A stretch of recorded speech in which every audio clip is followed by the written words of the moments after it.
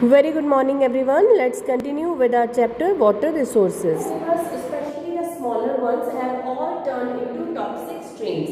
तो इंडिया की जो मेन रिवर्स है ना बेटा वो टॉक्सिक हो चुकी हैं and even the big one like the Ganga and the Yamuna are far from being pure. Even की गंगा और यमुना में भी क्या हो रहा है, ये जो इंडस्ट्रियल वेस्ट इसको डाल रहे हैं. The assault on India's rivers from population growth, agricultural modernization, urbanization, industrialization is enormous and growing by the day. The entire life stands threatened.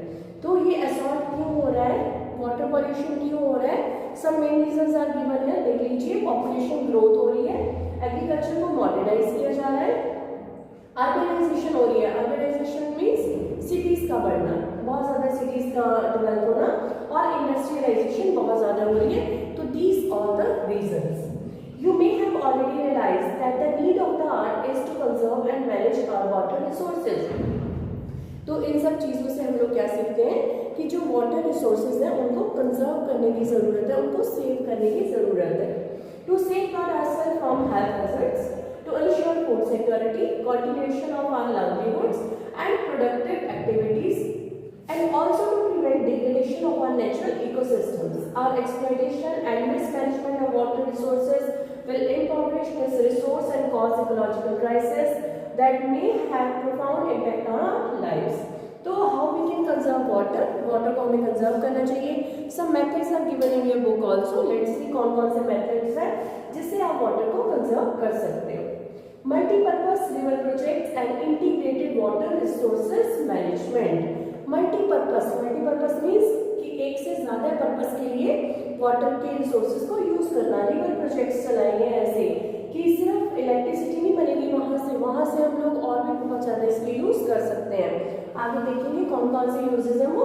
And integrated water resources management. So let's see how do we conserve and manage water. Archaeological and historical records show that from ancient times we have been constructing sophisticated hydraulic structures like dams built of stone rubble, reservoirs or lakes, embankments and canals for irrigation. तो पुराने time में small dams थे, reservoirs थे, हम लोगों ने जो बनाए थे. Not surprisingly, we can continue this tradition in modern India by building dams in most of our river basins. पहले पुराने जो बेटा ये एमसीक्यूज में बहुत इंपॉर्टेंट है. ओल्ड जो डैम्स हैं, ओल्ड हाइड्रोलिक स्ट्रक्चर्स हैं इंडिया में, तो एक बार ध्यान से इसको देखते हैं. In the first century BC Shringverpur near Allahabad had sophisticated water harvesting system channelling the flood water of the river Ganga. In the first century BC Shringverpur, ये इंपॉर्टेंट नेम है, कहाँ है, near Allahabad. had sophisticated water harvesting system channeling the flood water of the river Ganga. तो श्रृंगवेरपुर में बना था first century BC में. इलाहाबाद में क्या बना था, फ्लड वाटर को, गंगा के जो वाटर है उसको हार्वेस्टिंग सिस्टम में यूज करने के लिए. During the time of Chandragupta Maurya, एक और इम्पोर्टेंट नेम चंद्रगुप्त मौर्य, उसके टाइम में भी डैम्स, लेक्स और इरिगेशन सिस्टम जो था वो बहुत अच्छे तरीके से किया गया था. थर्ड क्या है, evidences of sophisticated irrigation works have also been found in Kalinga. Kalinga is old name of Odisha. Nagarjunakonda Andhra Pradesh में, बेंगलुरु कर्नाटक में, कोल्हापुर महाराष्ट्र में है. तो यहाँ पे भी हमें जो इरिगेशन वर्क के एविडेंसेस मिले हुए हैं. In the 11th century, very important MCQ बेटा, Bhopal lake, one of the largest artificial lake of its time was built. कब बनी थी ये, 11th century में बनी थी भोपाल लेक. सबसे पहले एक आर्टिफिशियल लेक्स में से थी. In the 14th century, the tank in Hoskas, Delhi, was constructed by Iltutmish for supplying water to Sea Fort area. तो ये एमसीक्यू है प्रीवियस ईयर का. ये प्रीवियस ईयर से एमसीक्यू है कि इल्तुतमिश ने the tank in हॉस्कास Delhi was constructed. हॉस्कास में एक टैंक बनवाया था सी फोर्ट एरिया को वाटर सप्लाई करने के लिए. तो ये हीराकुद डैम देख सकते हैं आप लोग, उड़ीसा में है ये. What are dams and how do they help us in conserving and managing water? अब ये डैम्स होते क्या हैं और कैसे हम मैनेज करने में, कंजर्व करने में, वाटर को मैनेज करने में ये हेल्प करते हैं. Dams were traditionally built to impound rivers and rainwater that could be used later to irrigate agricultural fields. तो डैम्स ट्रेडिशनली पुराने टाइम में कैसे बनाए जाते थे कि इरिगेशन के लिए हमें पानी मिल जाएगा बाद में. Today dams are built not just for irrigation, पर आज के टाइम में इरिगेशन के लिए सिर्फ डैम नहीं बनाए जाते हैं. डैम्स के और बहुत ज्यादा यूजेस हैं, मल्टीपर्पज डैम. क्या है ये डैम्स जो है but for electricity generation, electricity को जनरेट करते हैं, वाटर सप्लाई करते हैं डोमेस्टिक एंड इंडस्ट्रियल यूजेस के लिए, फ्लड कंट्रोल करते हैं, रिक्रिएशन इनलैंड नेविगेशंस, रिक्रिएट करते हैं जो इनलैंड नेविगेशंस है, एंड फिश ब्रीडिंग, बोट्स के थ्रू जो हम लोग ट्रैवल करते हैं और फिश ब्रीड करने में भी हेल्प करते हैं। तो मल्टीपर्पज है, एक डैम से हम लोग इतने सारे काम ले रहे हैं। Hence dams are now referred to as multi-purpose projects where the many uses of the impounded water are integrated with one another। तो आजकल के जो डैम है वो मल्टीपर्पज है, बहुत ज़्यादा हम लोग इसका यूज कर रहे हैं। ओके, तो for example in the Sutlej Beas river basin the बागवा Nangal project water is being used both for hydro power production and irrigation. तो सतलुज ब्यास रिवर के ऊपर जो बागवा नोडल प्रोजेक्ट बना हुआ है, आपको पता है इससे हम लोग इलेक्ट्रिसिटी भी प्रोड्यूस कर रहे हैं और उसके साथ साथ इरिगेशन भी कर रहे हैं। Similarly Hirakud project in the Mahanadi basin integrated conservation of water with flood control. तो जो उड़ीसा में हीराकुद प्रोजेक्ट है वो भी हमारे किस काम में आ रहा है, वाटर को कंजर्व कर रहा है, फ्लड कंट्रोल कर रहा है। Similarly the Hirakud project in the Mahanadi basin, Hirakud जो प्रोजेक्ट है वो किस रिवर के ऊपर बना है, क्वेश्चन यहाँ से भी आ सकता है, महानदी बेसिन के ऊपर। Integrates conservation of water with flood control करता है और वाटर को कंजर्व करता है। Multipurpose projects launched after independence with the integrated water resources management approach. तो ऑब्वियसली इंडिपेंडेंस के बाद ही ये वाले जो प्रोजेक्ट स्टार्ट हुए इंडिया में बड़े, were thought of as the vehicle that would lead the nation to development and progress overcoming the handicap of its colonial past. तो हमारा जो कॉलोनियल पास्ट रहा है, जो ब्रिटिशर्स का हमारा रूल रहा है हमारे ऊपर, उन्होंने हमें एक तरह से हैंडीकैप कर दिया था, सारे के सारे जो रिसोर्सेज है they have taken to their country. तो उसके बाद जो ये डेवलपमेंट और प्रोग्रेस में बहुत ज़्यादा इंपॉर्टेंट रोल प्ले कर रहे हैं। Jawaharlal Nehru proudly proclaim the dams as, एक बड़ी इंपॉर्टेंट स्टेटमेंट है बेटा, ये इसको अंडरलाइन कर लेना। क्या कहा था जवाहरलाल नेहरू ने डैम्स के लिए, टेम्पल्स ऑफ मॉडर्न इंडिया। किसको कहा गया temples of modern India, Pandit Jawaharlal Nehru ने कहा ये डैम्स के लिए। Development of agriculture and the village economy with rapid industrialisation and growth of the urban economy. तो village rural area as well as urban area, चाहे वो एग्रीकल्चर हो चाहे वो इंडस्ट्रियलाइजेशन हो, डैम्स हर चीज में हेल्प करते हैं। तो यहाँ पे आप लोग देख सकते हो डैम्स की डेफिनेशन दी गई है। What do you mean by a dam? A dam is a barrier across flowing water that obstructs, directs or retards the flow.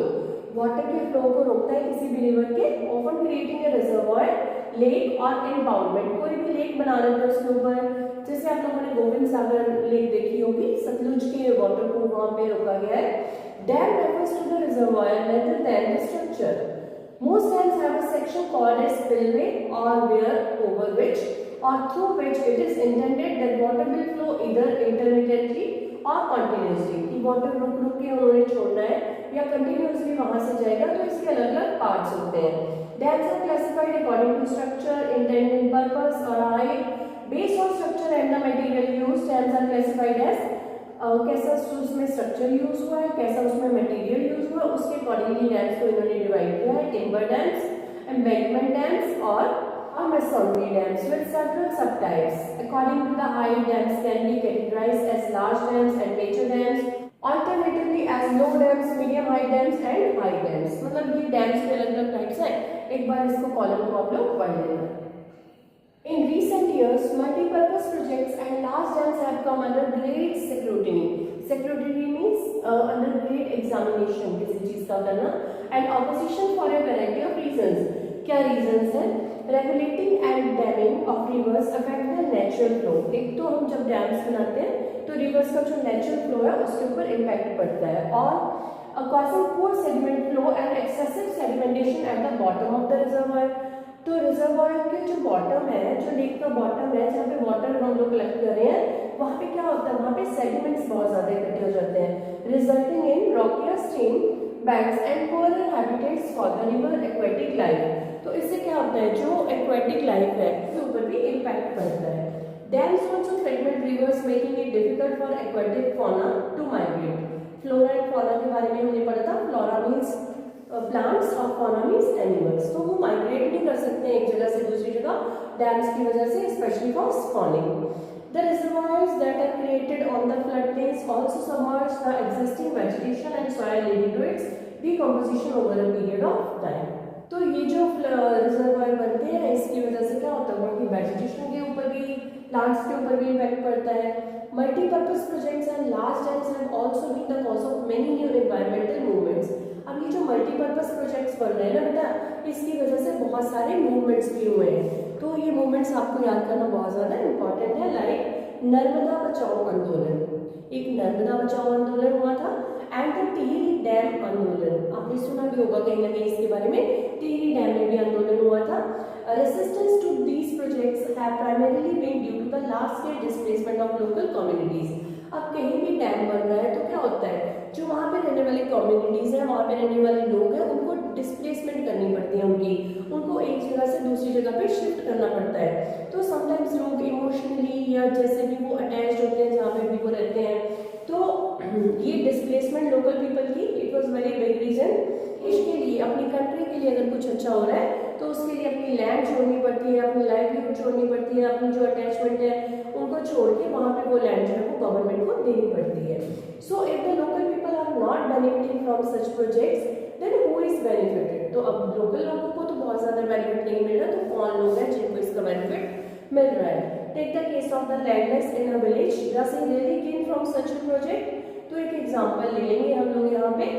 सबसे पहले हम देखते हैं नर्मदा बचाओ आंदोलन और save Narmada movement is a NGO, non government organisation थी क्या, नर्मदा बचाओ आंदोलन। तो देखते हैं that mobilise tribal people, farmers, environmentalist and human right activist against the Sardar Sarovar dam being built across the Narmada river in Gujarat.